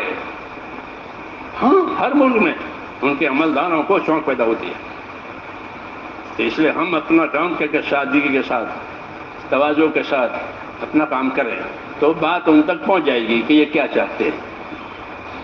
جی ہاں. اور یہ کیا کرنا چاہیے، سونا چاہیے. یہی ہوا ہے کہ ہم نے بھائی بنا کر لوگوں سے کام کیا اور اپنے کام کو سادگی اور قربانی پر رکھا. یہ دو بڑے جز ہیں. کیا؟ لوگوں کو بھائی بناؤ، یہ معاشرت کہلاتی ہے. مولانا جی صاحب کا یہ کام معاشرت سے پھیلا ہے، حکومت سے نہیں پھیلا، پیسوں سے نہیں پھیلا. تو کس سے پھیلا؟ کہ معاشرت سے پھیلا. یعنی آدمی کو بھائی بنا کر اس کو کام میں لگایا. بھائی میں نے بھی کلمہ پڑھا، کہتے ہیں نا کش میں جا کر، بھائی میں نے بھی کلمہ پڑھا ہے، آپ نے بھی کلمہ پڑھا ہے، اور یہ کلمے کا یہ مطلب میں آپ کا یہ. تو کیا لوگوں بھائی بنا وہ کام کرو، بھائی بنا وہ کام کرو، تو وہ لوگ بھائی ہو جائیں گے. جیسے حضور صلی اللہ علیہ وسلم نے 2 آدمیوں کو بھائی بنایا تھا، وہ کام کیا تھا. اس کو معاشرت کہتے ہیں کہ معاشرت کے راستے سے کام کرو، یعنی ایک دوسرے کے ساتھ صحیح زندگی گزارنا، اس کو معاشرت کہتے ہیں. تو وہ بھائی بن کے ہوتی ہے. جی ہاں. مقابل بن کے نہیں ہوتی. دوسری تحریکوں میں مقابل ہوتا ہے، بھائی نہیں ہوتا، تقابل ہوتا ہے. اس لیے ان کی لڑائیاں ختم ہی نہیں ہوتی. تو ہمارے یہاں لڑائی ہوتی ہی نہیں. ہمارے یہاں لڑائی نہیں ہوتی. جب لڑائی ہوتی سمجھو تبلیغ کو آگ لگ گئی. کیوں کہ ہمارے یہاں لڑائی ہوتی نہیں ہے. کیوں کہ ہم تو بھائی بنا کے کام کرتے ہیں کہ تو بڑا کام ہے، تو بڑا. جی ہاں. ہمارا مانا ہے کہ کوئی بڑا بن کے کام نہ کرے، اور نہ اس کام کے ذریعے اپنی بڑائی چاہے. جو بڑائی چاہے گا اس کام کے ذریعے سے وہ فتنوں کا منہ دیکھے گا. ہمارے بڑوں نے یہ کہا ہے کہ جو اس کام کے ذریعے سے اپنی بڑائی چاہے گا، اپنی حیثیت بنائے گا، تو وہ فتنوں کا منہ دیکھے گا. اسے فتنے برداشت کرنے پڑیں گے. اور جو اپنی اخلاص کے ساتھ، سادگی کے ساتھ، اپنی قربانیوں کے ساتھ چلے گا تو اس کے لیے اللہ راستہ آسان کریں گے، اس کے اعوان انصار مددگار پیدا کریں گے. بجائے تقابل پیدا ہونے کے تعاون پیدا ہوگا. تقابل نہیں پیدا ہوگا، تعاون ہوگا. تو یہی ہمارا طریقہ ہے کہ ہم اپنے آدمیوں کو اپنا معاون بنائیں اور ان کے کام میں ان کے معاون بنائیں. جو دوسری تحریکیں ہیں، جو دوسری خدمتیں ہیں، ہم اس کو بھی غلط نہیں کہتے، بلکہ وہ حق ہے تو ہم اس کے معاون ہیں. اپنے کام کو مقصد بنائیں گے، دوسرے خیر کے کاموں کے معاون بنیں گے. یہ ہمارا طریقہ ہے. جیسے اپنے نبی کا اتباع کریں گے، دوسرے نبیوں کے حق ہونے کا ایمان لائیں گے کہ تمام نبی برحق ہیں. یہ ہمارے میں کہ تمام نبیوں پر ایمان لاؤ اور اتباع اپنے نبی کا کرو. یہ ہم کو حکم ہے. یہ ہم کو حکم ہے کہ تمام نبی کیسے ہیں؟ سچے ہیں، اللہ نے بھیجے ہیں. تمام نبیوں پر ایمان لاؤ، اپنے نبی پر ایمان بھی لاؤ، اتباع بھی کرو. اس طرح دنیا میں جتنی خدمتیں ہو رہی ہیں، جتنی محنتیں ہو رہی ہیں، وہ صحیح ہیں تو ہم ان کو صحیح سمجھیں، ہم ان کے معاون بنیں اور اپنے کام کو مقصد بناؤ. اپنے کام کو مقصد بناؤ، ان کے معاون بنو تو وہ ہمارے معاون بنیں گے. جب ہم ان کے معاون بنیں گے تو وہ ہمارے معاون بنیں گے. ہاں، تو کوئی مسئلہ ہی نہیں ہے. ہاں، میں نے ساؤتھ افریقہ میں وہاں سے لوگوں سے بات کہی. میں کہا تمہارا ساؤتھ افریقہ تو ایسا ہے جیسا ایک پھلدار باغ، کیونکہ لوگ وہاں کے مالدار بھی ہیں، خوش اخلاق بھی ہیں. لوگ وہاں کے مالدار بھی ہیں اور خوش اخلاق بھی ہیں، خدمت کرنے والے، قربانی کرنے والے، مہمان نوازی کرنے والے، یہ ان کی صفتیں ہیں. تو میں کہا تمہارا ملک ایک پھلدار باغ ہے. یہاں ہر قسم کے لوگ آئیں گے، کیونکہ پھلدار باغ ہے تو ہر قسم کے لوگ آئیں گے. تو جو ہر قسم کے لوگ آئیں، آپ ان کے مقصد میں معاون بنو، ان کی مدد کرو. اور تمہارا جو یہ کام ہے دعوت تبلیغ کا، اس کو مقصد بنا کر کرو، ان کی معاونت کرو، اس کو مقصد بناؤ. یہ طریقہ ہے کہ یہ تو ہمارا اصلی کام ہے. جیسے ہمارا نبی ہے محمد صلی اللہ علیہ وسلم، ہم اس کے اتباع کریں گے. تمام نبیوں کو حق مانیں گے کہ تمام نبی اللہ کے بھیجے ہوئے ہیں، ان پر ہمارا ایمان ہے. اور اپنے نبی پر ایمان بھی لائیں گے، اتباع بھی کریں گے. کہ یہی کام اسی طرح تبلیغ میں بھی، کہ تبلیغ کا کام کہ یہ ہم کریں گے، اس کی مدد بھی کریں گے. اور جتنے دینی کام ہے ہم اس کی خدمت گزار ہیں، ہم اس کے معاون ہیں. تو اس سے ربط رہتا ہے، آپس کے تعلقات صحیح رہتے ہیں کہ ہم ان کے معاون بنے تو وہ ہمارے معاون بنیں گے. ہم نے ان کو چھیڑا تو ہم کو چھیڑیں گے. ہاں جی ہاں. تو یہ نہیں ہے، بلکہ ہر ایک کی قدر کرنی ہے، ہر خیر کی قدر کرنی ہے، تاکہ ہر خیر دنیا میں وجود میں آوے. جی ہاں، اور یہی مقصد ہوتا ہے نبی کے آنے کا کہ دنیا میں خیر وجود میں آوے، شر ختم ہو جائے. اس لیے میرے دوستو یہ کام سمجھ کر کرنا ہے. سمجھ کر کرو، خالی پیچھے چلنا کافی نہیں ہے. سمجھ کر کرو، اور سمجھنے کے لیے ذمہ داری لو. جو ذمہ داری نہیں لے گا وہ نہیں سمجھے گا. آدمی اتنا سمجھے گا جتنی ذمہ داری لے، کہ ذمہ داری لینے کی وجہ سے اس کی سمجھ کھلے گی. اور پیچھے چلے گا تو پھر پیچھے رہ جائے گا. اس جگہ ذمہ داری لو، کام کو سمجھنے کے لیے، حق ادا کرنے کے لیے، بڑا بننے کے لیے نہیں. کام کو سمجھنے کے لیے، حق ادا کرنے کے لیے ذمہ داری لو، تاکہ مجھے ذمہ داری سے کام کرنا آ جاوے. ہاں، امانت داری سے کام کرنا آ جاوے.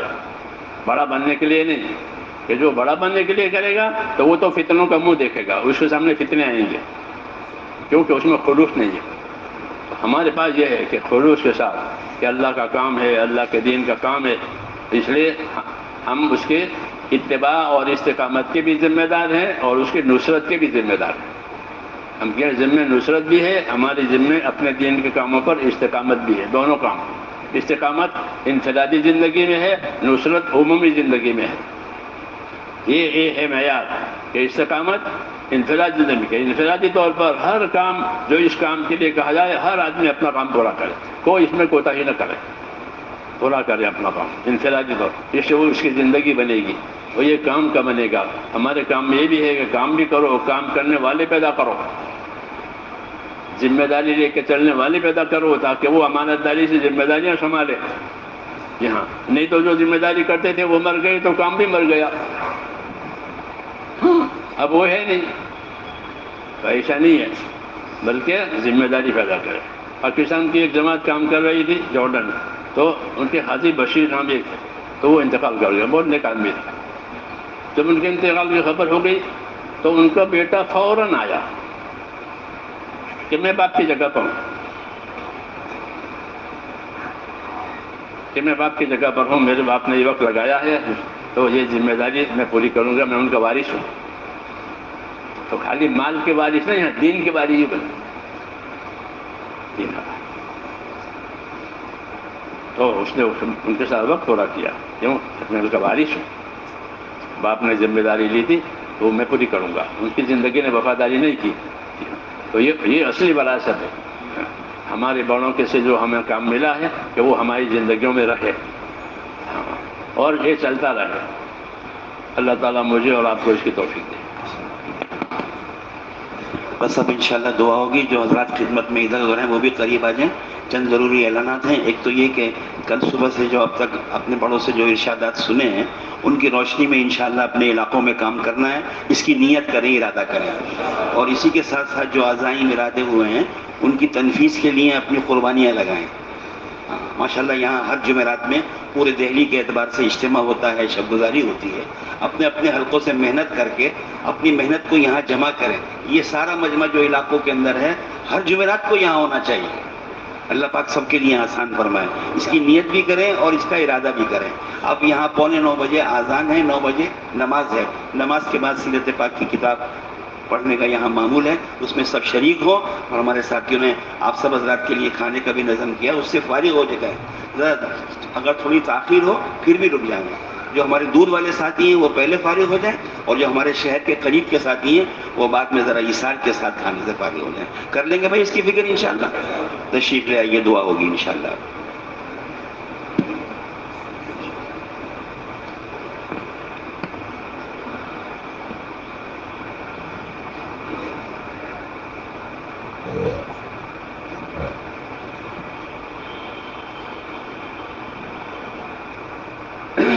دعا کا بھی اہتمام کرنا ہے. جس طرح نکلنے کا اہتمام کریں، اعمال دعوت کا اہتمام کریں، دعاؤں کا بھی اہتمام کریں.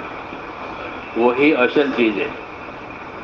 اس کام کی اصل یہ بھی ہے کہ ہماری دعا میں طاقت پیدا ہو جائے، تاکہ ہمارے مسائل ہماری دعا سے حل ہو جائے. ہمارا کوئی مددگار نہیں ہے دنیا میں سوائے اللہ کے. یقین کرو، کوئی مددگار نہیں. ایک اللہ ہے جو ہمارا مددگار ہے. تو اللہ سے مدد لینے کے لیے دعا اور عبادت ہی ہے، دوسرا کوئی راستہ نہیں ہے. کوئی راستہ نہیں ہے. ایک دعا ہے، ایک عبادت ہے. ایاک نعبد و ایاک نستعین. یا اللہ تیری عبادت کریں گے، تجھ سے مدد لیں گے. سورہ فاتحہ میں کہتے ہیں. تو عبادت والی زندگی بنے، دعا والی زندگی بنے، یہ مددوں کے کھلنے کا راستہ ہے. جب اللہ مدد کھولیں گے، اللہ کی مددیں غیب میں ہوتی ہے، وہ عین وقت پر آتی ہے، پہلے سے تیار نہیں ہوتی. کہ جب بندہ محتاج ہوا اس مدد کا تو اس وقت وہ مدد اترتی ہے،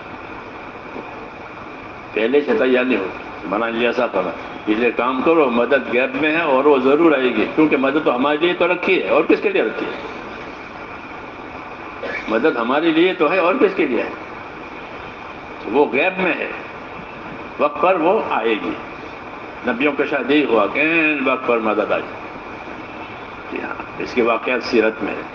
تو اس لیے کہا کہ مدد کا یقین کرو کہ مدد ضرور ہوگی.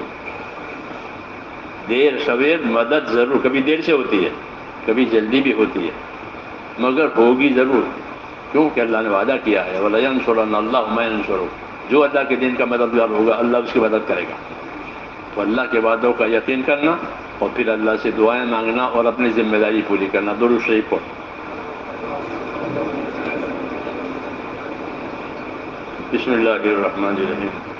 اللہم لک الحمد کلہ ولک الشکر کلہ ولک الملک کلہ بیدک الخیر کلہ الیک یرجع الامر کلہ لا الہ الا اللہ وحدہ لا شریک لہ लहुल मुल्कु व लहुल हम्दु युहयी व युमीत व हुवा अला कुल्लि शैइन क़दीर। अल्लाहुम्मा अंता हक़्क़ु मन ज़ुकिर व हक़्क़ु मन उबिद व अंसरु मन इब्तग़िया व अरअफ़ु मन मलक व अजवदु मन सुइल व औसा मन आता। अल्लाहुम्मा अंतल मलिक ला शरीक लक वल फर्द ला निद्द लक कुल्लु शैइन हालिकुन इल्ला वजहक लन तुता इल्ला बिइज़निक व लन तुसा इल्ला बिइल्मिक तुताउ फतशकुर व तुसा फतग़फिर अक़रबु शहीद व अदना हफ़ीज़ हुल्त दून अन्नुफूस व अख़ज़्त बिन्नवासी व कतब्त अल-आसार व नसख़्त अल-आजाल अल-क़ुलूब लक मुफ़ज़िया व सिर्रु इंदक अलानिया अल-हलालु मा हललता वल हरामु मा हर्रमता वद्दीनु मा शरअता वल अम्रु मा क़ज़ैता वल ख़ल्क़ु ख़ल्क़ुक वल अब्दु अब्दुक व अंत अल्लाहुर रऊफ़ुर रहीम व अंत अल्लाहुर रऊफ़ुर रहीम व अंत अल्लाहुर रऊफ़ुर रहीम। अल्लाहुम्मा सल्लि अला सय्यिदिना मुहम्मद व अला आलि सय्यिदिना मुहम्मद कमा सल्लैता अला इब्राहीम व अला आलि इब्राहीम इन्नका हमीदुम मजीद। अल्लाहुम्मा बारिक अला सय्यिदिना मुहम्मद व अला आलि सय्यिदिना मुहम्मद कमा बारकता अला इब्राहीम व अला आलि इब्राहीम इन्नका हमीदुम मजीद। अल्लाहुम्मा अज़्ज़ि'ना नबियना मुहम्मदन सल्लल्लाहु अलैहि वसल्लम बिमा हुवा अहलुहु वज़्ज़िल अंबिया कुल्लहुम खैरा व सलामुन अलल मुरसलीन वल्हम्दुलिल्लाहि रब्बिल आलमीन। रब्बना ज़लमना अनफुसना व इल्लम तग़फिर लना व तरहमना लनकूनन्न मिनल ख़ासिरीन। रब्बना ज़लमना अनफुसना रब्बना ज़लमना अनफुसना रब्बना ज़लमना अनफुसना व इल्लम तग़फिर लना व तरहमना लनकूनन्न मिनल ख़ासिरीन। रब्बना इन्नना आमन्ना फ़ग़फिर लना ज़ुनूबना व क़िना अज़ाबन नार। रब्बना इन्नना आमन्ना फ़ग़फिर लना ज़ुनूबना व क़िना अज़ाबन नार। रब्बना इन्नना आमन्ना फ़ग़फिर लना ज़ुनूबना व क़िना अज़ाबन नार। अल्लाहुम्मा इग़फ़िर ली व लिवालिदैया वग़फ़िर या रब लिजमीइल मुमिनीन वल मुमिनात वल मुस्लिमीन वल मुस्लिमात अल अहयाइ मिनहुम वल अमवात व लिइख़वानिना अल्लज़ीना सबक़ूना बिल ईमान व ला तजअल फ़ी क़ुलूबिना ग़िल्लन लिल्लज़ीना आमनू रब्बना इन्नका रऊफ़ुर रहीम। अल्लाहुम्मा इश्रह सुदूरना लिल इस्लाम अल्लाहुम्मा इश्रह सुदूरना लिल इस्लाम अल्लाहुम्मा इश्रह सुदूरना लिल इस्लाम। अल्लाहुम्मा हब्बिब इलैना अल ईमान व ज़य्यिनहु फ़ी क़ुलूबिना व कर्रिह इलैना अल कुफ़्र वल फ़ुसूक़ वल इस्यान। अल्लाहुम्मा इजअलना मिनर राशिदीन अल्लाहुम्मा इजअलना मिनर राशिदीन। अल्लाहुम्मा अक़बिल बिक़ुलूबिना इला दीनिक व अक़बिल बिक़ुलूबि जमीइल मुस्लिमीन इला ताअतिक। अल्लाहुम्मा इन्न क़ुलूबना व नवासियना व जवारिहना बियदिक लम तुमल्लिकना मिनहा शै'a फ़इज़ा फ़अल्ता ज़ालिका बिना फ़कुन अंत वलिय्यना वहदिना इला सवाई सबील। अल्लाहुम्मा कुन अंत वलिय्यना वहदिना इला सवाई सबील। अल्लाहुम्मा कुन अंत वलिय्यना वहदिना इला सवाई सबील। रब्बना ला तुआख़िज़ना इन नसीना व अख़्ताना रब्बना व ला तहमिल अलैना इसरन कमा हमलतहु अलल लज़ीना मिन क़ब्लिना रब्बना व ला तुहम्मिलना मा ला ताक़त लना बिही वाफ़ु अन्ना वग़फ़िर लना वरहमना अंत मौलाना फंसुरना अलल क़ौमिल काफ़िरीन। अल्लाहुम्मा इन्न क़ुलूबना व नवासियना व जवारिहना बियदिक लम तुमल्लिकना मिनहा शै'a फ़इज़ा फ़अल्ता ज़ालिका बिना फ़कुन अंत वलिय्यना वहदिना इला सवाइस सबील। अल्लाहुम्मा अरिनल हक़्क़ हक़्क़न वरज़ुक़ना इत्तिबाअह व अरिनल बातिला बातिलन वरज़ुक़ना इज्तिनाबह। या हय्यु या क़य्यूम बिरहमतिका नस्तगीस या हय्यु या क़य्यूम बिरहमतिका नस्तगीस या हय्यु या क़य्यूम बिरहमतिका नस्तगीस।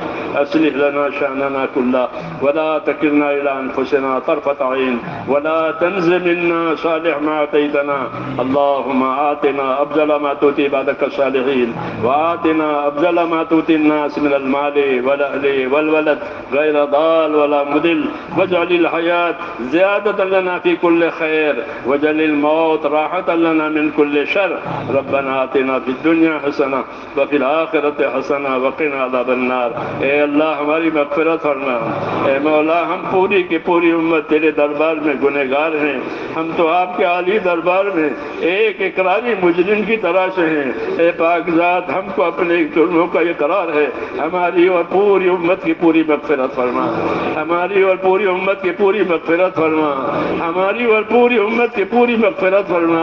امت پر سے اپنی ناراضگی کو اٹھا لے یا اللہ، ہم امت پر سے اپنی ناراضگی کو اٹھا لے، ہم امت کو اپنے راستے پر ڈال دے، اپنے کام پر ڈال دے جس کام کے لیے امت کو وجود دیا گیا ہے، اس کام کی طرف پوری امت کی رہبری فرما، ہر فرد امت کو قبول فرما، اے مولا کسی کو بھی محروم نہ فرما، ایک ایک امتی کو سرفراز فرما اپنے دین سے، دین دنیا کی آخرت کی خیر سے، اے اللہ ایک ایک امتی کو سرفراز فرما، دنیا و آخرت کی خیر عطا فرما، اے مولا یہ محنت جو ہو رہی ہے اے اللہ اس محنت کو آسان فرما، یا اللہ اس کو قبول فرما، امت کی صلاحیتوں کو اس پر لگا دے، امت کی صلاحیتوں کو اس پر لگا دے، اور اس محنت کو پورے عالم میں خیر کے ہر طریقوں کے زندہ ہونے کا اور معاون بننے کا ذریعہ بنا دے، اے اللہ ہم کو ہر خیر کا معاون بنا، ہر خیر کی قدردانی کرنے والا بنا، اور اے اللہ اس کام میں اور دین کے تمام کاموں میں اپنی مددوں کو شامل حال فرما، اپنی مددوں کو شامل حال فرما، جتنی رکاوٹیں ہیں اے اللہ اپنی قدرت سے ان رکاوٹوں کو دور فرما، اور جتنی خیر اور مدد کی ضرورت ہے اپنے کرم سے وہ خیر اور مدد ہمارے لیے مقدر فرما، اے اللہ ہمارے لیے مقدر فرما، اے اللہ ہر قسم کے فتنوں سے ہماری اور پوری امت کی پوری حفاظت فرما، ہر قسم کی سنتوں پر ہم کو عمل کرنا آسان فرما، دین پر چلنا چلانا آسان فرما، ہمارے اس ملک میں خصوصی طور پر اس دعوت کے کام کو فروغ عطا فرما، ترقی عطا فرما، اور ان کے ذریعے سے پورے عالم میں دین کے فروغ اور دین کے ترقی کا ذریعہ فرما، ہمارے بڑوں کو جزائے خیر عطا فرما جو اس کام پر ڈال کر ہم کو گئے ہیں، اے اللہ ان کی قبروں کو روشن فرما دے، ان کی قربانیوں کو بہتر بدلہ عطا فرما دے، اور ان کے کاموں کی ہم کو قدر کرنے کی توفیق عطا فرما، ہم میں سے ایک ایک کو موت تک اخلاص اور استقامت کے ساتھ اپنے دین پر اپنے دین کو پر جمنے والا بنا دے،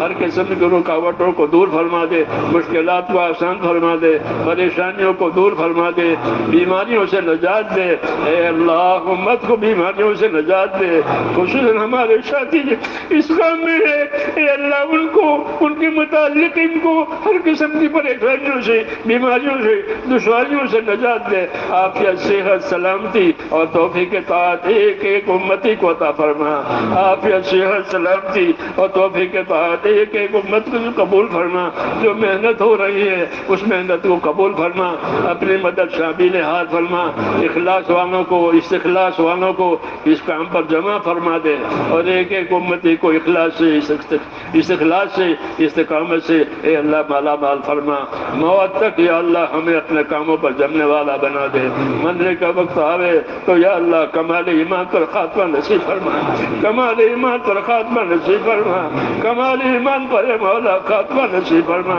موت اور ما بعد موت میں ہماری برکت مقدر فرما، موت کے بعد کی ہلاکتوں سے حفاظت فرما، موت کے بعد آنے والی ہمیشہ ہمیشہ کی رحمتوں سے مالا مال فرما، اے اللہ اس کام کی برکات کو ظاہر فرما، اس کام کی برکات کو ظاہر فرما، ہماری زندگیوں میں بھی ہمارے ماحول میں بھی اس کام کی برکات کو ظاہر فرما، اور اپنی مددوں کو بھی شامل حال فرما، اور اپنے مددوں کو صلاحیتوں کو بھی اس کام پر لگا دے، اے اللہ ہر خیر کو ہماری طرف متوجہ فرما، ہر شر سے ہماری حفاظت فرما، ربنا لا تجعلنا فتنة للقوم الظالمين، ربنا لا تجعلنا فتنة للقوم ربنا لا تجعلنا فتنة للقوم الظالمين، ونجنا برحمتك من القوم الكافرين، ونجنا برحمتك من القوم الكافرين، فاطر السماوات والأرض أنت ولينا في الدنيا والآخرة، توفنا مسلمين والحقنا بالصالحين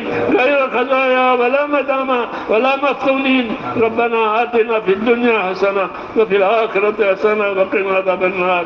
اے اللہ ہمارے جن بھائیوں دوستوں نے دعاؤں کے لیے کہا ہو یا لکھا ہو یا وہ دعاؤں کے آرزومند ہو ان سب کی جائز مرادیں پوری فرما، بیماروں کو شفا عطا فرما، قرضداروں کو قرضوں میں سے نجات دے، جو جس بلا میں ہے یا اللہ اس بلا سے نجات دے، جو ناجائز طور پر ماخوذ ہیں یا اللہ ان کو عافیت کے ساتھ بری فرما، جتنی جائز ضرورتیں تیرے بندوں کی اٹکی ہوئی ہے اے اللہ ان تمام جائز ضرورتوں کو برکات کے ساتھ پورا فرما، ربنا آتنا فی الدنیا حسنہ وفي الآخرة حسنة وقنا عذاب النار اللهم إنا نسألك من خير ما سألك منه نبيك محمد صلى الله عليه وسلم ونعوذ بك من شر ما استعاذك منه نبيك محمد صلى الله عليه وسلم أنت المستعان وعليك البلاغ ولا حول ولا قوة إلا بالله وصلى الله تعالى على برحمتك يا رب. ایک گزارش ہے، حضرات بھی آپ سے مصافحہ کرنا چاہتے ہیں، نہ صحت اجازت دے رہی ہے اور نہ وقت ہے، اس لیے حضرت مولانا آپ کو سلام کریں گے، آپ جواب دیں اور پھر وضو وغیرہ سے فارغ ہو کر نماز کی تیاری کریں. السلام علیکم ورحمۃ اللہ. جزاک اللہ. اب مسافر کے لیے الغار نہ ہو، وضو کریں، نماز کی تیاری کریں، سنتیں پڑھیں، اگلی صفوں میں اپنی جگہ بنائیں. لے لیجیے. چلیں بھائی چلیں. اللہ آپ کو جزائے خیر دے. ماشاء اللہ بہت قبول فرمائے سب کو. عشاء کی نماز کے بعد کے عمل میں شریک ہونا ہے انشاءاللہ. ضرور ضرور انشاءاللہ ضرور ضرور.